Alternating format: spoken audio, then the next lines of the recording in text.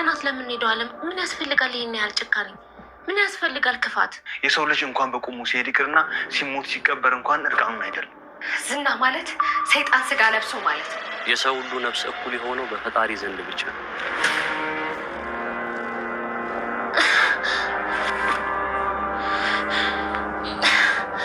እድሜ ባከነ ልጅ ወልጅ እንኳን ሳላሳድግ አንቺ ግን እንደፈረስ ማለቴ እንደ በቅሎ ልጅ የለሽ።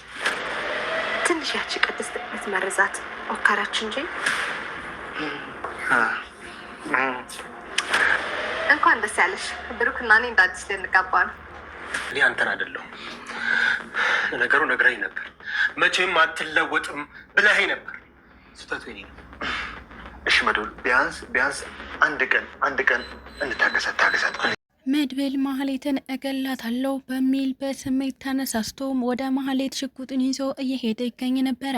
ታዲያ በመረጋጋት ላይ የሚገኘው ብሩክ አይሆንም፣ መድብል ማህሌትን ልትገላት አትችልም፣ አሁን ምስክርነቱን ትመስክርልን እና ከዛ በኋላ እንደፈለገህ ታረጋታለህ በማለት መድብልን ለማረጋጋት እየሞከረ ይገኝ ነበረ።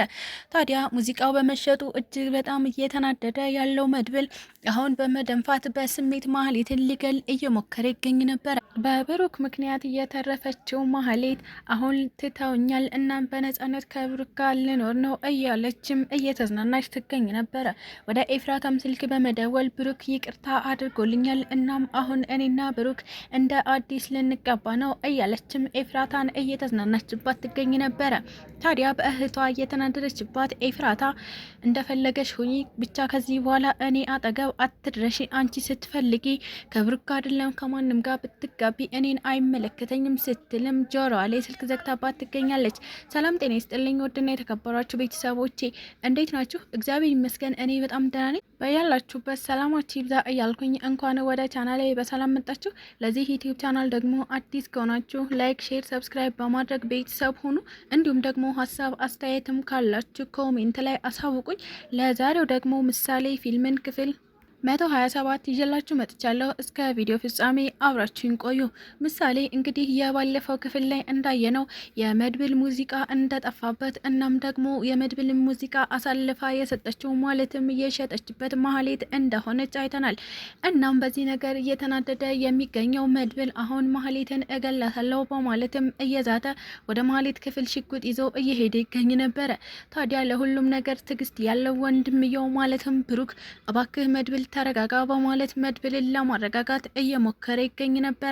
በጭንቀት ላይ የምትገኘው ማህሌት አሁን መድብል ሊገላት እንደሆነ ካወቀች በኋላ እጅግ በጣም እየተጨናነቀች እናም ለእህቷ ለኤፍራታ ስልክ በመደወል ኤፍራታ መድብል ሊገለኝ ነው አሁን ምን ላድርግ ስትልም እያማከረቻት ትገኝ ነበረ።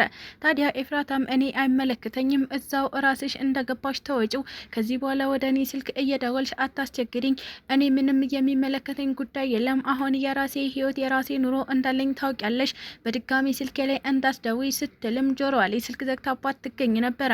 ግራ የተጋባችው ማህሌት በድጋሚ ወደ ዝና ስልክ በመደወል ዝና ምን ይሻለኛል፣ መድብል ሙዚቃውን አሳልፌ እንደሰጠሁበት አውቋል፣ አሁን ሊገለኝ ነው እና ምን ላድርግ ስትልም ጠይቀው ነበረ። ታዲያ እጅግ በጣም ጨካኝ የሆነው ዝና ማህሌት ፖሊስ ጋር የደወልሽ መሰለሽ እንዴ? ሲቸግርሽ እኔ ጋር የምትደዊው ማህሌት በድጋሚ ስልኬ ላይ እንዳትደዊ፣ ችግርሽን እዛው እራስሽ መወጣት ትችያለሽ፣ እኔ በፍጹም አላውቅሽም፣ አንቺም ደግሞ አታውቂኝም ሲል ነበረ። ዝናም ልክ እንደ ኤፍራታ የማህሌት ጆሮ ላይ ስልክ የዘጋባት። አሁን ላይ እየተጨነቀች የምትገኘው ማህሌት ግራ በመጋባት ቁጭ ብላ ከማሰብ ውጭ ሌላ አማራጭ እንደሌላት አይታለች።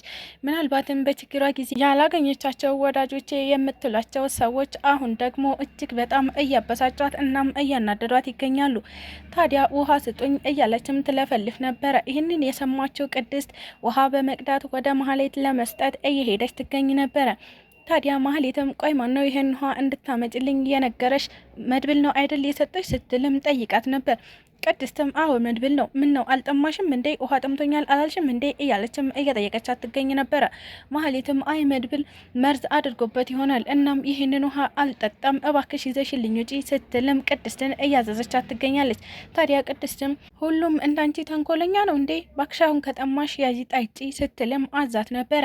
ማህሌትም በጣም ከመፍራቷ የተነሳ አይ በፍጹም ቅድስት እኔ አልጠጣም፣ መጀመሪያ አንቺ ቅመሽልኝ ስትልም ቅድስትን ጠይቃት ነበረ። ታዲያ ቅድስትም ውሃውን በመቅመጥ ያው ቀመስኩልሽ እንዲጠጭ ማህሌት ስትልም ቅድስት ውሃውን እንድትጠጣ ሰጣት ነበረ። ማህሌትም የተሰጣትን ውሃ ዥው አድርጋ በመጠጣት ከዛም በኋላ ቅድስት ለምን ሙድ አልይዝባትም ብላ በማሰብ ሆዴን አመመኝ እያለችም እየተንፈራፈረች ትገኝ ነበረ። ይህንን እያየችው ማህሌት በቃ ገደሉኝ ማለት ነው እያለችም በቅድስት ህመም እያዘነች እናም ቀጣዩ ባለተራ እኔ ነኝ እያለችም እየተሳቀቀች እያዘነች ትገኝ ነበረ። ታዲያ ማህሌትን ማሳቀቅ ደስ ያላት ቅድስት እየተንፈራፈረች ወይኔ ሞትኩኝ፣ ወይኔ ቆረጠኝ እያለችም እያስመሰለችባት ትገኝ ነበረ። ለእቅዳችን ትጠቅመናለች ያለው ብሩክ አሁን መድብል ማህሌትን እንዳይገላት ካስቆመው በኋላ አሁን ደግሞ ቀጣይ እቅዳችንን ማውራት አለብን ሲሉም እየተመካከሩ ይገኙ ነበረ። ታዲያ ዳጣንም ጨምሮ እየተመካከሩ የሚገኙት አሁን የዝናን ክስ ማህሌት ትፈርምበታለች፣ እናም ዝናን እናሳስረዋለን፣ ከዛ በኋላ እሷንም በባዶ ከቤታችን እናስወጣታለን እያሉም እየተማከሩ ይገኙ ነበር። ታዲያ ዳጣም ለምን ማህሌትን እዚህ ቅጥቅጥ አላረጋትም ብትልም ነገር ግን ብሩክና መድብል አይ በፍጹም መቀጥቀጥማ የለም፣ ነገር ግን ከዚህ ቤት አብዳ ጨርቋን ጥላ እንድትወጣ እናደርጋታለን። በመጀመሪያ ግን ለማህሌት ይቅርታ እንዳደረግንላት እናም ከዚህ በኋላ ብሩክና እሷ መጋባት እንደሚችሉ ለሁሉም ነገር እሷ ተጠያቂ እንዳልሆነች እንንገራት ሲሉ ነበረ። ደስታ የመሰለ ሀዘን እናብስራ ሲሉ የተመካከሩት። ከዛም ሂጂ ዳጣ ግቢና ይዘሻት ነይ በማለት ማህሌትን ከመኝታ ክፍሏ ወደ ሰሎን እንድትወጣ ካደረጉ በኋላ ማህሌትን በፍጹም ያልጠበቀችውን ነገር ነበረ የነገሯት። ማህሌትም በጣም በመደንገጥ እናም ሰርፕራይዝ በመሆን ድሮም እኮ መድብል እኔን አላምንም ብለህ ነው እንጂ በፍጹም ያንተን ነገር እኔ አልነካሁም ስትልም እያመነቻቸው ትገኝ ነበረ። ታዲያ መድብልም አይ ማህሌት ተሳስቻለሁ፣ አንቺን አለማመኔ በፍጹም ስህተት ነበረ ሲልም ካስረዳት በኋላ አሁን ለኤፍራታ እኔና ብሩክ ልንጋባ ነው፣ በድጋሚ ይቅርታ አድርጎልኛል፣ አሁን ከልቡ ነው ይቅርታ ያደረገልኝ፣ መድብልም እንደዛው ይቅር ብሎኛል ስትይ ትነግረታለሽ ብለዋት ማህሌት ስልክ በመደወል ኤፍራታ ባንቺ ክፋት ደግሞ ምንም የሆነ ነገር የለም፣ እኔ የምፈልገው ሁሉ ተሳክቶልኛል ስትልም ለእህቷ እየነገረቻት ትገኝ ነበረ። ታዲያ ኤፍራታም እኔ ለአንቺ ደስ ብሎኛል፣ ነገር ግን ይህ ነገር እውነት አይመስለኝም በማለት ነበረ እንዳልተዋጠላት እየነገረቻት ያለው። ለማንኛውም ከዚህ በኋላ አንቺ አጠገብ አልደርስም፣ እኔ ከብሩክ ጋር በድጋሚ ልጋባ ነው ስትልም አብስራታለች።